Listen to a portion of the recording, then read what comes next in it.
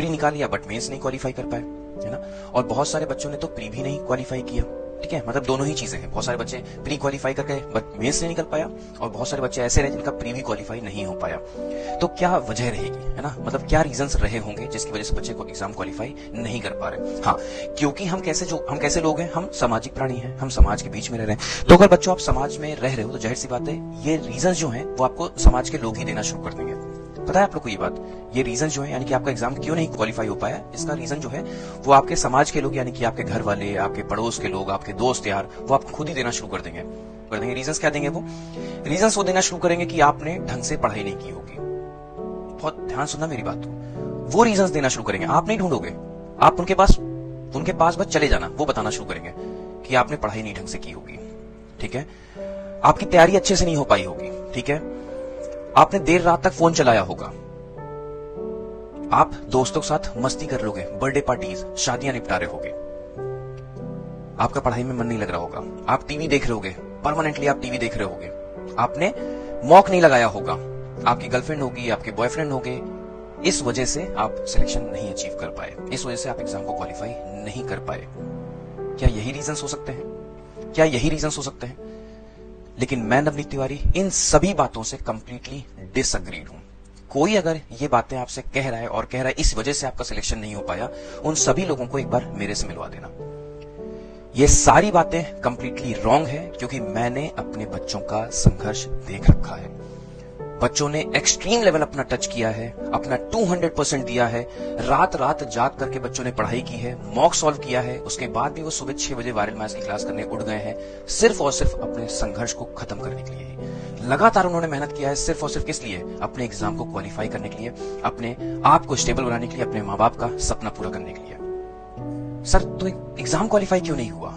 Exam qualify होना, मैंने अपने लगातार बहुत सारे सेशंस में बोल रखा है कि एग्जाम क्वालिफाई करने के लिए मल्टीपल फैक्टर्स रिस्पॉन्सिबल होते हैं, ये चुनिंदा फैक्टर्स नहीं। सिर्फ और सिर्फ यही, मतलब अगर आपका एग्जाम क्वालिफाई नहीं हो दैट मींस कि आप पढ़ाई नहीं किए होगे अच्छे से, ये नहीं है सही।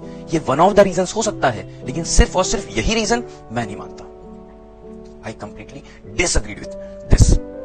मेरा मानना यह है बच्चों, बहुत सिंपल सी बात करेंगे, प्रैक्टिकल बात करेंगे, बहुत सिंपल सी बात करेंगे। 40,000 वैकेंसीज निकलती हैं पूरे साल में, मालूम है? बैंकिंग में 40,000 वैकेंसीज निकलती हैं, और फॉर्म कितने फिलअप होते हैं? फॉर्म फिलअप होते हैं 10 लाख। सोच के देखो, 40,000 वैकेंसीज निकलती हैं और 10 लाख फॉर्म भरे जाते हैं, तो सिलेक्शन तो 40,000 बच्चों का ही होगा ना।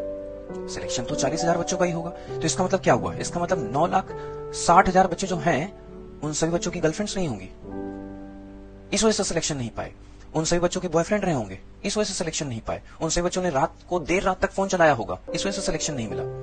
उन सभी बच्चों ने पढ़ाई नहीं ढंग से की होगी, अरे समर्पित हो गए थे बच्चे, मेंटल हेल्थ तक बिगड़ गई थी, इतना बच्चों ने मेहनत किया था, हॉस्पिटल तक एडमिट हो गए थे। तो ये रीजन है ही नहीं एक्चुअल में। समझना सिर्फ और सिर्फ इतना है कि सिर्फ और सिर्फ अपने पढ़ाई को एक्सट्रीम लेवल तक ले जाओ, उसके बाद सोचो कि सिलेक्शन हो जाए, नहीं। बहुत सारे मल्टीपल रीजंस होते हैं, मैं अपने हर एक सेशन में ये बात बोल चुका हूं, ठीक है। देखो, सिलेक्शन मिलेगा कैसे? बहुत सिंपल सी बात करते हैं। सिलेक्शन मिलता कैसे? सिलेक्शन मिलता है बच्चों, इसको अगर हम कोटेशन में बांधे तो सिलेक्शन कम्स फ्रॉम, इसको याद कर लो, लिख लो कहीं, selection comes from experience and experience comes from bad experience. क्या मतलब है इस बात का? इसको नोट करो कि सिलेक्शन कैसे मिलता है। सिलेक्शन अनुभव से मिलता है, और अनुभव कैसे मिलता है? अनुभव जब आप बुरे अनुभव से गुजरे होते हो तब आपको अनुभव मिलता है। जब तक बुरा अनुभव नहीं होगा ना, तब तक अच्छा अनुभव नहीं होगा, और जब तक अच्छा अनुभव नहीं होगा तब तक सिलेक्शन नहीं मिलेगा। इस वर्ष जितने बच्चों ने तैयारी की, इस वर्ष जितने बच्चों ने अपना 100% दिया, जिन बच्चों का सिलेक्शन हो गया उनके लिए कांग्रेचुलेशन, लेकिन जिन बच्चों का सिलेक्शन नहीं हुआ, कृपया करके उन्हें बेवकूफ ना समझा जाए, है ना। बहुत सारे मल्टीपल रीजंस होते हैं सिलेक्शन अचीव करने के लिए, और भले ही आपका सिलेक्शन ना हुआ हो, लेकिन आपको अनुभव हुआ। और अनुभव कैसे हुआ? क्योंकि आपको एक बुरे अनुभव से गुजरना पड़ा। और इन सारी चीजों को लेकर के अब हम लोग 2023 में एंटर करने वाले हैं। अपॉर्चुनिटीज की कमी नहीं है। मैंने अपने हर सेशन में एक बहुत ही अच्छी बात कह रखी है, क्या? नॉट इमीडिएटली बट डेफिनेटली, है ना। ये कोटेशन है तो आप लोग के लिए, इसीलिए तो है जैसे कि बच्चे आप लोग अपने आप को मजबूत कर सको, है ना।